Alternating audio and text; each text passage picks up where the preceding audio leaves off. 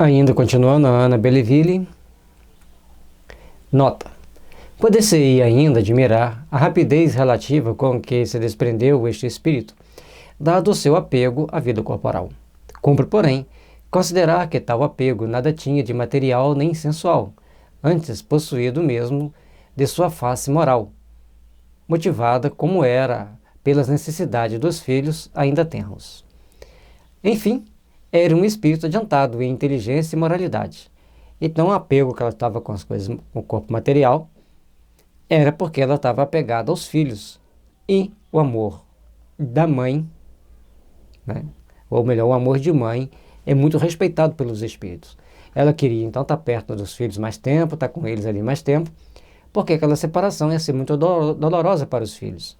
E por isso, ela tenta ficar mais tempo possível junto dos filhos, fica ali então 3 meses. E o Kardec fala que ela era adiantado tanto em inteligência quanto em moralidade. Por mais grau, e poder-se-ia considerá-lo um espírito dos mais felizes. Não havia, portanto, nos laços perispiríticos a tenacidade resultante da identificação material.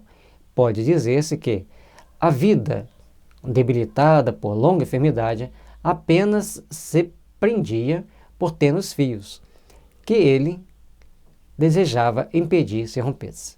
Então ela queria ficar mais tempo, a vida estava presa ali por poucos fios, que ela tentava segurar o corpo físico, porque ela tinha necessidade de estar junto dos filhos, e poderia dizer que o espírito já estava no estado dos mais felizes, porque ela já compreendia que ela tinha que reparar o erro, compreendia que ela tinha errado e compreendia que ela tinha que ter esse despertar, e logo em seguida ela começa a ajudar os filhos, depois ela ajuda as famílias que estavam passando por dificuldade. Em 6 meses é uma transformação muito grande, mas aí fica claro e evidente que as orações espíritas têm um grande poder de transformação nos espíritos. Porque à medida que Kardec e a sua equipe faziam as orações por elas, ela foi passando por uma série de transformação que fica claro, nítido e notório. Contudo, a sua resistência foi punida com a dilação dos sofrimentos concernente à própria moléstia, e não com a dificuldade do desprendimento. Ao tentar ficar presa ao corpo, o sofrimento, a punição que ela tem é sofrer mais, e não passar por outras punições, por outros sofrimentos. Assim, realizado este, eis porque a perturbação foi breve. Um outro fato igualmente importante decorre desta com maior parte das evocações feitas em épocas diversas, mais ou menos distantes da morte.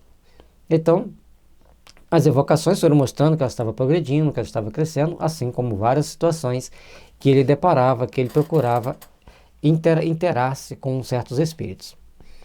É a transformação gradual das ideias do espírito, cujo progresso se traduz não por melhores sentimentos, mas por uma apreciação mais justa das coisas. Então, cada vez que ela ia sendo evocada, ela tinha um conjunto de melhorias, um conjunto de aperfeiçoamento que ela se deparava, que ela se mostrava para aqueles que estavam ali com ela. O progresso da alma na vida espiritual é, portanto, um fato demonstrado pela experiência. A vida corporal é a praticagem desse progresso. A demonstração das suas evoluções, o cadinho em que ele se depura. Ou seja, cada uma daquelas evocações, ela foi trazendo uma mudança de comportamento, uma mudança de pensamento, e o sentimento dela, não vamos dizer que o sentimento dela mudou, mas as ações dela com relação à vida espiritual, com relação àquilo que ela tinha que fazer na vida espiritual, foi modificando. E na vida espiritual, na vida corporal, nós também podemos nos progredir dessa forma, gradualmente nos modificando, dentro desse cadinho que se depura, né, que é o corpo físico preso, o corpo espiritual preso ao corpo físico, para passar pelo processo restabelecedor da nossa harmonia íntima, para a gente se depurar e nos aproximar do Pai. Desde que a alma progride depois da morte, a sua sorte não pode ser irrevogavelmente fixada, porquanto a fixação definitiva da sorte é, como já o dissemos, a negação do progresso.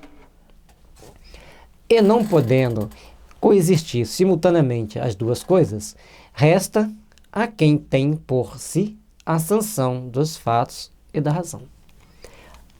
Não temos como fazer um julgamento preciso.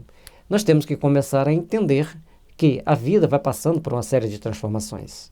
E nesse processo de transformações que a vida vai passando, nós vamos conquistando um mundo espiritual com mais paz, com mais harmonia, com mais fraternidade para o nosso crescimento íntimo. E somente estabelecendo essa paz íntima, nós vamos fazer com que estejamos em paz de consciência. Estando em paz de consciência, vamos começar a ajudar mais. Vamos começar a trabalhar mais os nossos sentimentos, ajudar os outros a se melhorarem também, criando assim um conjunto de fatores que nos impulsionam para as realizações excelsas do amor divino que deve existir em nossas almas.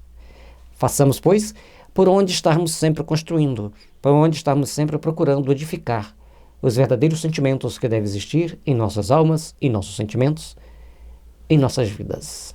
E, podendo coexistir simultaneamente as duas coisas, resta a quem tem por si a sanção dos fatos e da razão.